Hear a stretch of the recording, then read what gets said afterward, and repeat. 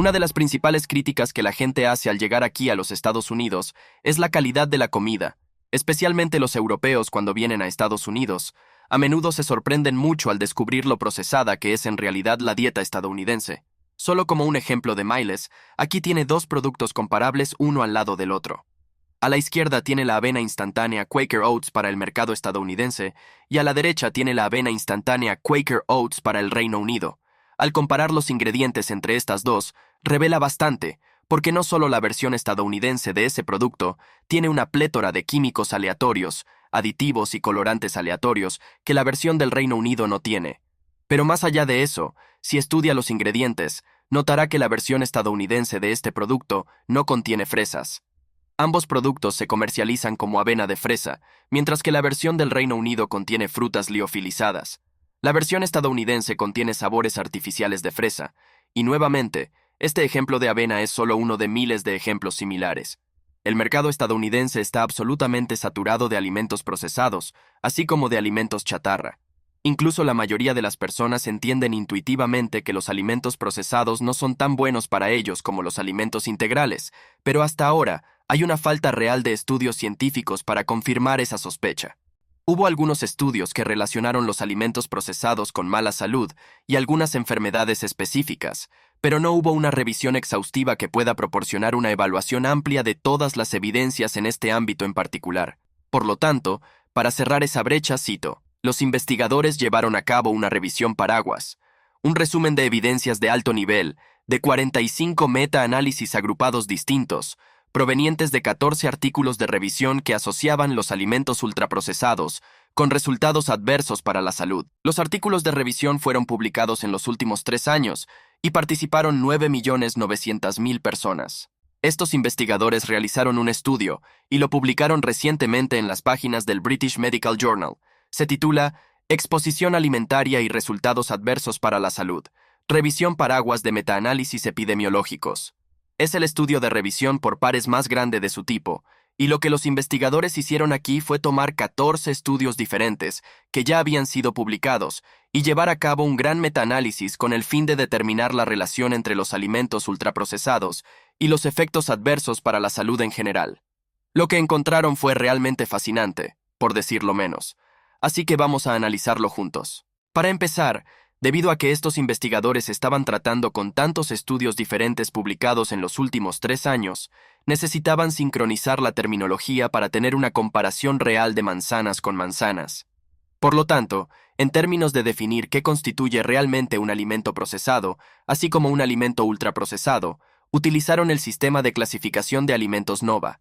NOVA clasifica los alimentos en 4 categorías separadas. Tiene el grupo número 1, que son los alimentos no procesados o mínimamente procesados. Estos son los que la mayoría de las personas considerarán alimentos naturales integrales y han sido alterados mínimamente por los humanos. Quizás han sido cortados, hervidos, congelados o lavados, pero eso es prácticamente todo. Por lo tanto, son básicamente cosas como nueces, huevos, leche, bistec, la mayoría de los tipos de frutas, etc. Luego tiene el grupo número 2, que son ingredientes culinarios procesados. Las cosas en este grupo generalmente no se comen por sí solas y en su lugar se utilizan para ayudar a preparar alimentos. Estas son cosas como azúcar, sal, miel, aceite de oliva, mantequilla, cosas así. Después llegamos al grupo número 3, que son alimentos procesados. Estos son productos que se fabrican mezclando los alimentos integrales del grupo número 1 con los aditivos del grupo número 2, como usar levadura y harina para hacer pan, o cultivos de bacterias y leche para hacer queso, o azúcar y bayas para hacer mermelada.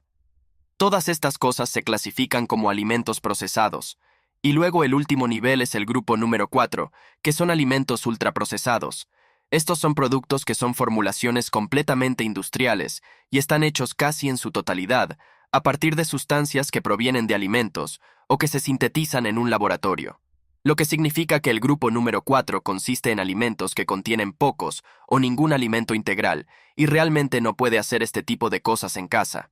Básicamente, necesita fábricas y laboratorios para hacerlo. Estas son cosas como la fórmula para bebés, hamburguesas, bebidas gaseosas, pizza para microondas, fideos instantáneos, papas fritas, cosas así. Básicamente, los alimentos procesados están muchas etapas alejados de los alimentos integrales reales de los que derivan, por lo que esa es la definición de alimentos ultraprocesados que estos investigadores estaban usando al realizar su metaanálisis. Solo para su referencia, mencionaré que este resumen de los 14 estudios que estamos analizando involucró datos de aproximadamente 10 millones de personas, por lo que la población de estudio era bastante grande. Así que después de realizar su análisis, estos investigadores encontraron que la exposición a alimentos ultraprocesados, es decir, alimentos en esa cuarta categoría, estaba consistentemente asociada con 32 resultados adversos para la salud diferentes en general. Cito: en general se encontraron asociaciones directas entre la exposición a alimentos ultraprocesados y 32 parámetros de salud que abarcan mortalidad, cáncer, salud mental, respiratoria, cardiovascular, gastrointestinal y metabólica. Encontraron además que la cantidad de exposición a estos alimentos ultraprocesados aumenta la probabilidad de que una persona tenga uno de estos resultados adversos. Cito: una mayor exposición a alimentos ultraprocesados se asoció con un mayor riesgo de resultados adversos para la salud, especialmente trastornos cardiometabólicos, trastornos mentales comunes y mortalidad. Estos hallazgos proporcionan una justificación para desarrollar y evaluar la efectividad de medidas basadas en la población y en la salud pública para dirigirse y reducir la exposición dietética a alimentos ultraprocesados para mejorar la salud humana. En su análisis publicado, los investigadores incluyeron este gráfico que pueden ver en pantalla, mostrando la gravedad de cada uno de estos resultados de salud. La línea roja que atraviesa el medio es el punto de referencia, y como pueden ver, la mayoría de los hallazgos muestran un aumento de estos resultados de salud negativos para las personas que consumen alimentos ultraprocesados. Pueden observar que una mayor exposición a estos alimentos ultraprocesados se correlaciona con un aumento del 15 al 27% en el riesgo de mortalidad por todas las causas, es decir, simplemente morir en general. Hay un aumento del 51 al 84% en el riesgo de muerte relacionada con enfermedades cardíacas. Hay un aumento en el riesgo de la mayoría de los tipos de cáncer, excepto el cáncer de próstata. Luego, en cuanto a la salud mental, algo que la mayoría de las personas ni siquiera necesariamente asocian con los alimentos ultraprocesados, encontraron un aumento del 24 al 61% en la probabilidad de tener problemas para dormir, un aumento del 37 al 59% en la ansiedad, así como un aumento del 43 al 63% en trastornos mentales comunes. Por cierto, tuve que buscar eso, y los trastornos mentales comunes incluyen cosas como depresión, TOC, trastorno obsesivo-compulsivo, trastorno de ansiedad social, trastorno de pánico, cosas así. Los investigadores encontraron que consumir una dieta de alimentos ultraprocesados aumenta su riesgo de padecer estos tipos de trastornos en un 43 a 63%. Además, se asoció el consumo de alimentos ultraprocesados con asma, enfermedad de Crohn, obesidad, diabetes tipo 2, entre otros. En cuanto a por qué, es decir, ¿por qué los alimentos ultraprocesados causan todos estos problemas diferentes? Bueno, el informe vincula a un editorial titulado Razones para evitar alimentos ultraprocesados. Formulaciones de ingredientes a menudo manipulados químicamente y económicos como almidones modificados, azúcares, aceites, grasas y aislados de proteínas, con poca o ninguna comida entera añadida, hechas apetecibles y atractivas mediante la combinación de sabores, colores, emulsionantes, espesantes y otros aditivos. No hay razón para creer que los humanos puedan adaptarse por completo a estos productos. El cuerpo puede reaccionar a ellos como inútiles o perjudiciales, por lo que sus sistemas pueden resultar afectados o dañados, dependiendo de su vulnerabilidad y la cantidad de alimentos ultraprocesados consumidos. La composición extremadamente desequilibrada de los alimentos ultraprocesados significa que su aumento en la ingesta hace que las dietas sean energéticamente densas, altas en azúcar y grasas saturadas, y bajas en proteínas, fibra, micronutrientes y fitoquímicos protectores de la salud, como los flavonoides y fitoestrógenos. También contienen aditivos como colores, emulsionantes y edulcorantes, vinculados por evidencia experimental y epidemiológica a desequilibrios en la microbiota intestinal e inflamación sistémica. Y así podría ser que esta inflamación sistémica tenga a su propio cuerpo constantemente luchando una batalla inflamatoria de bajo nivel, lo que lleva a problemas que parecen surgir en todas partes, incluidas áreas dispares como la salud mental y la ansiedad. El editorial continúa. Las técnicas a menudo utilizadas en la creación de alimentos ultraprocesados, como la extrusión y el calor intenso, degradan la matriz alimentaria natural causando pérdida de nutrientes, trastornos en la digestibilidad de los alimentos y la biodisponibilidad de los nutrientes, y reducción de la saciedad. También hacen que los alimentos ultraprocesados sean suaves, lo que acorta el tiempo de masticación y deglución, e incrementa la ingesta de energía. El consumo de estos alimentos también se asoció con mayores concentraciones de acrilamida y ftalatos en la sangre o la orina. Estos son toxinas creadas durante el procesamiento o liberadas de materiales de embalaje, respectivamente. Además, los investigadores señalan que estos alimentos están diseñados genéticamente para ser adictivos y, por lo tanto, las personas consumen más de ellos en detrimento de su propia salud.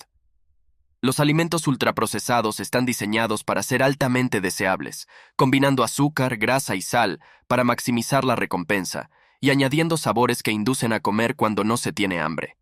Muchos son adictivos, juzgados por los estándares establecidos para los productos de tabaco y se comercializan agresivamente con ofertas de comidas, supertamaños y publicidad. Y la razón por la que esto realmente importa tanto ahora es porque los alimentos ultraprocesados no son una rareza que la gente come ocasionalmente. Por el contrario, según este estudio, hasta este año, el 58% de la ingesta calórica de los estadounidenses proviene de alimentos ultraprocesados. El 58% de las calorías que nosotros, como estadounidenses, consumimos provienen de ese cuarto grupo de alimentos. El punto que los autores plantean es que esto no es inevitable. No es que, a medida que un país se vuelve más desarrollado, tenga que seguir el camino de los alimentos ultraprocesados. En cambio, esto es el resultado directo de decisiones políticas, así como de instancias culturales. Italia y Corea del Sur, naciones modernas y desarrolladas, debido a las diferencias en sus políticas y culturas, el 10% y el 25% de las calorías que consumen provienen de alimentos ultraprocesados, respectivamente. Por lo tanto, estos investigadores sugieren lo siguiente: la elaboración de guías dietéticas nacionales que recomienden variedades de alimentos no procesados o mínimamente procesados y comidas recién preparadas, y eviten los alimentos ultraprocesados. Adquisición de alimentos institucionales que se alinee con estas guías. Etiquetas en el frente del envase que identifiquen claramente los alimentos ultraprocesados. Restricción de la publicidad y prohibición de la venta en o cerca de escuelas y hospitales. Y medidas fiscales que hagan que los alimentos no procesados o mínimamente procesados y las comidas recién preparadas sean tan accesibles y estén disponibles como, y más baratos que, los alimentos ultraprocesados. Además, estos investigadores instan a las Naciones Unidas a hacer una pausa rápida en sus esfuerzos por vacunar cada brazo y en la creación de un estado de vigilancia global, para en su lugar, desarrollar e implementar una convención marco sobre alimentos ultraprocesados, análoga al marco sobre tabaco. En cuanto a si alguna de estas medidas se llevará a cabo, es difícil predecirlo. A pesar de los riesgos documentados y obvios de saturar a una nación con alimentos ultraprocesados, desafortunadamente no hay mucho dinero que ganar arreglando el problema. Así que en lugar de estas recomendaciones políticas, que probablemente caerán en oídos sordos, aquí hay 4 recomendaciones basadas en los grupos mencionados que usted, como individuo, puede intentar seguir. Intente hacer del grupo número 1 la base de su dieta. Use los elementos del grupo 2 con moderación. Limite su consumo del grupo número 3 y trate de evitar los elementos del grupo número 4 a toda costa. En última instancia, un pequeño tentempié procesado de vez en cuando no hará daño, pero el problema es que la mayoría de los estadounidenses no están teniendo un pequeño tentempié procesado de vez en cuando, sino que cerca del 60% de nuestras calorías provienen del grupo número 4. Así que si resulta que está en esa categoría, considere intentar cambiarla. Y si está buscando un lugar para comenzar, quizás en lugar de tratar de cambiar todo de golpe, hubo una entrevista fenomenal con un nutricionista en Daily Mail que enumera específicamente 6 alimentos ultraprocesados que debería eliminar. Fueron los siguientes: los desayunos azucarados, los embutidos porque contienen mucha sal y conservantes, las papas fritas, las lonchas de queso procesado. El queso en sí es genial, pero las lonchas de queso generalmente contienen muchos emulsionantes para darles su textura característica. Y las bebidas gaseosas, así como los pasteles empacados. Y así que si está buscando eliminar los alimentos ultraprocesados, ese es un buen lugar para empezar.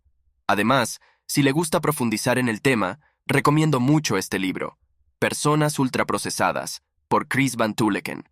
Es un buen libro sobre la ciencia de los alimentos procesados, su historia y algunas formas prácticas de avanzar. También está enlazado a los estudios que mencionamos en el episodio de hoy. Deja una extraña sensación que el Senado de los Estados Unidos apruebe un proyecto de ley de gastos aparentemente rutinario.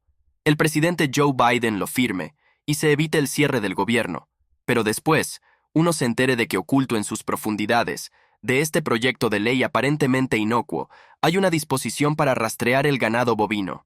Específicamente, incluido en este masivo proyecto de ley de gastos, hay una partida de $15 millones para la compra de etiquetas electrónicas de identificación por radiofrecuencia para vacas y bisontes. Aunque parece aleatorio y algo fácil de pasar por alto, el congresista Thomas Massie de Kentucky no lo ve así. En cambio, después de enterarse de esta disposición, emitió una advertencia sobre cómo estas etiquetas podrían acabar usándose para rastrear electrónicamente al ganado de todo el país en un esfuerzo por limitar el consumo de carne de res. Veamos aquí específicamente cómo planteó la amenaza en una publicación de Twitter. Cito: oculto en el proyecto de la ley de gastos de esta semana. Los lobistas obtuvieron $15 millones para implementar el seguimiento electrónico de todo el ganado de los Estados Unidos. Ninguna ley autoriza algo así. La Agenda Verde lo usará para recortar la producción de carne de res y por el oligopolio de la carne corporativa para dominar a los pequeños ganaderos. Obviamente, hay mucho que analizar aquí. La disposición específica a la que se refiere dentro del proyecto de ley de gastos está aquí.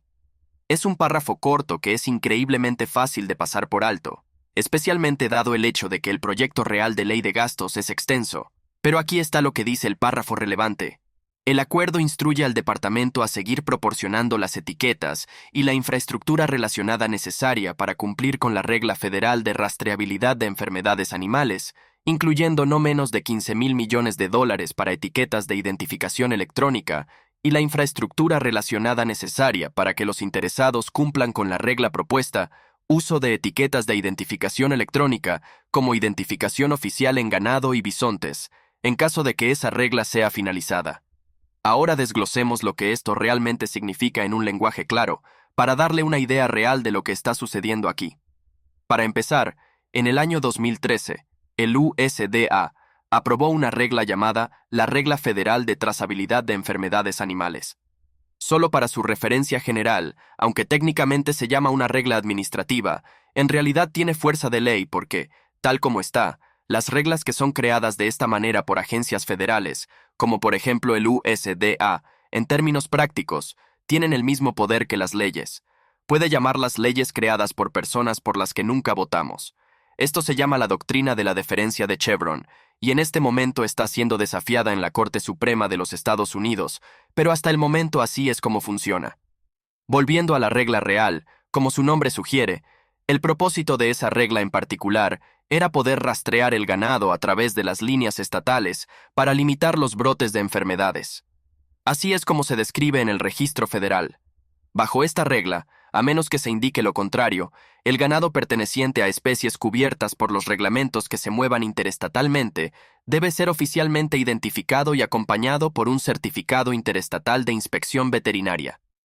El propósito de esta normativa es mejorar nuestra capacidad para rastrear el ganado en caso de que se detecte una enfermedad.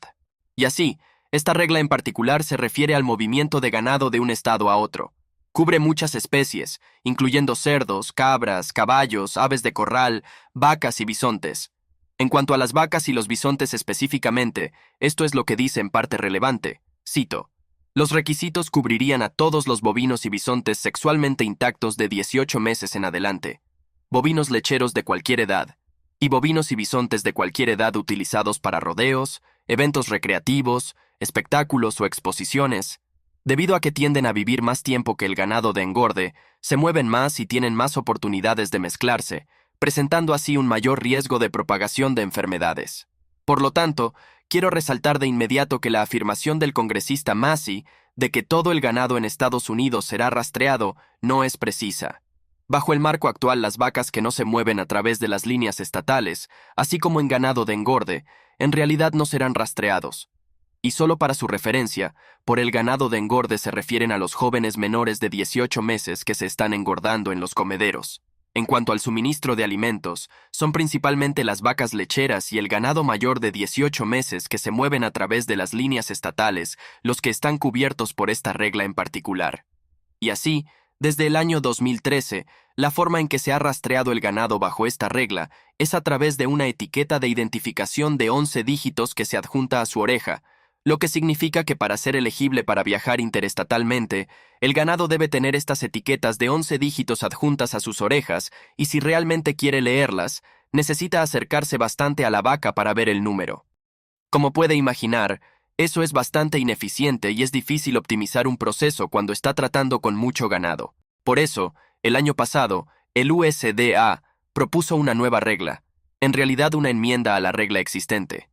La enmienda se llama Uso de etiquetas de identificación electrónica de oído como identificación oficial en el ganado vacuno y en bisontes. Y tal como sugiere el nombre, esta enmienda requerirá que las etiquetas en el ganado no sean simplemente etiquetas normales con un número de 11 dígitos, sino más bien etiquetas de RFID, de modo que puedan ser escaneadas de forma remota sin que alguien tenga que acercarse. La idea es que este nuevo sistema agilizaría el proceso de seguimiento y eliminaría gran parte del error humano de la ecuación. Como la mayoría de los cambios en las reglas de las agencias federales, esta fue publicada para el público, y si va al sitio web del Registro Federal, verá que esta regla propuesta ha generado más de 2.000 respuestas, muchas de ellas de pequeños y medianos agricultores que dicen que esta regla los afectará desproporcionadamente, ya que las grandes granjas corporativas pueden absorber el costo de las etiquetas de identificación electrónica para todo su ganado, mientras que para las granjas familiares podría ser una carga enorme. Aquí tiene, por ejemplo, lo que dice un comentario bastante representativo. Como alguien que ha trabajado en la agricultura a pequeña y mediana escala y ha visto de primera mano lo difícil que es no solo encontrar una instalación de sacrificio del USDA dentro del mismo estado, sino obtener una cita dentro de un año, estoy completamente seguro de que esta regla afectaría desproporcionadamente a los productores de carne pequeños y medianos. Y así como sucede con la mayoría de las regulaciones gubernamentales, esta probablemente favorecerá a las grandes corporaciones y simplemente aumentará el costo de hacer negocios para las pequeñas granjas familiares, lo que inevitablemente, junto con la multitud de trámites burocráticos, podría llevar a una mayor consolidación dentro de la industria de la carne de res. Ahora, el periodo de comentarios para esta propuesta terminó el pasado abril, pero con la inclusión de estos 15 millones en el paquete de gastos federales, no me sorprendería ver esta regla propuesta finalizarse en un futuro muy cercano. Pero incluso si lo hace en realidad no cambiará los parámetros para los cuales el ganado y los bisontes deben ser etiquetados, simplemente requerirá que las etiquetas sean chips electrónicos. Por un lado, la afirmación de que el gobierno federal tiene un plan para rastrear todo el ganado en Estados Unidos no es cierta, al menos por ahora. Pero no quiere decir que no lo sea en el futuro, y este es solo el primer paso en esa dirección. Quizás lo que el congresista Thomas estaba insinuando en esa declaración es la tendencia. Al igual que con los teléfonos celulares, donde todos los tienen para enviar mensajes de texto, hacer llamadas y navegar por Internet, y luego, unos años después, se usan para rastrear a todos todo el tiempo por el gobierno federal y también por la policía. De la misma manera, hoy podrían estar poniendo etiquetas de identificación electrónica en todo el ganado que va de un estado a otro. Mañana las etiquetas electrónicas serán necesarias para todo el ganado, ya sea que vaya de estado a estado o no, y dentro de 10 años, cuando el lobby anticarne gane poder, esas etiquetas se usarán para reducir el consumo de carne en general. Pero por supuesto, eso se está adentrando en el ámbito de la especulación, que está fuera del alcance de este programa. Nos ceñimos a los hechos nobles, y el hecho es que en este momento, estos 15 millones están destinados a etiquetas electrónicas que se colocarán en el ganado que viaja interestatalmente para detener el brote de enfermedades. Si desea revisar las notas del episodio de hoy, desplácese hasta el cuadro de descripción debajo de este video para que pueda comprobarlas, si es del tipo de persona que le gusta contrastar la información. Además, si quiere adentrarse un poco más en el tema de la guerra contra la carne, le recomendaría encarecidamente, si aún no lo ha hecho, nuestro increíble documental llamado Sin agricultores, no hay comida. En él, exponemos la agenda globalista que está atando de manos a los agricultores en todo el mundo y que bien podría llevar a una verdadera escasez de alimentos en un futuro cercano. Si quieres ver este increíble documental, que espero que lo haga porque nos llevó más de un año recopilar toda esa investigación, estará justo al final del cuadro de descripción. Espero que lo revise. Y hasta la próxima, soy su presentador Roman de The Epoch Times. Manténgase informado y lo más importante, manténgase libre.